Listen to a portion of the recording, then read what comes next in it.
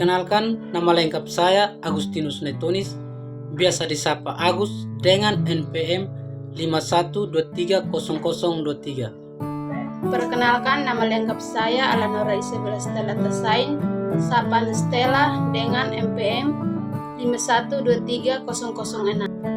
Perkenalkan, nama saya Adelia Mutiara, biasa disapa Dela, NPM 51230004.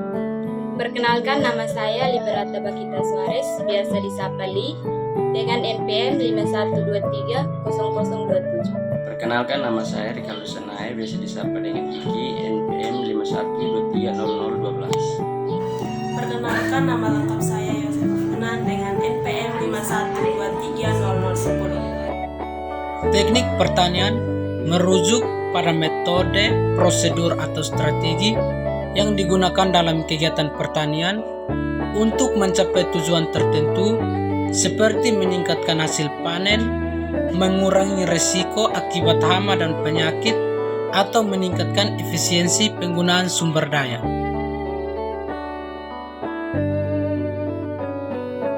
Teknik pertanian dibagi menjadi satu teknik tanah dan air. Teknik tanah dan air adalah upaya perlindungan, pemulihan, peningkatan, dan pemeliharaan fungsi tanah pada lahan sesuai dengan kemampuan dan peruntukan tanah untuk mendukung pembangunan yang berkelanjutan. Teknik tanah dan air dilakukan di lahan pertanian. Lahan pertanian diolah, dirawat, dan dikembangkan sesuai dengan kebutuhan sehingga terciptanya produk pertanian yang baik. Produk pertanian ini kemudian diedarkan kepada konsumen yang membutuhkan. Dalam teknik tanah dan air, ada pula teknik pengolahan tanah. Teknik pengolahan tanah dibagi menjadi 5 tahap, yaitu yang pertama, land clearing atau pembukaan lahan baru. Kemudian di dalam land clearing ini ada istilah arable land atau pembersihan lahan dari sisa tanaman yang tidak digunakan. Yang kedua, ada land preparation. Land preparation adalah pembersihan lahan dari sisa budidaya tanaman sebelumnya. Yang ketiga adalah pengolahan tanah bentuk pertama atau primary tillage. Primary tillage adalah sebuah teknik pengolahan tanah bentuk pertama yang bertujuan untuk membalikan tanah. Alat-alat yang digunakan dalam teknik pengolahan pertama ini adalah bajak, seperti bajak singkal, bajak piringan, bajak putar, bajak pahat, dan jenis bajak lainnya. Yang keempat adalah teknik pengolahan tanah bentuk kedua atau secondary tillage. Secondary tillage ini bertujuan untuk menghaluskan kembali tanah yang sudah dibalikan. Biasanya, secondary tillage menggunakan alat-alat seperti garu piring, garu pahat, garu putar, dan jenis garu lainnya. Dan yang terakhir yaitu tahap pembentukan lahan.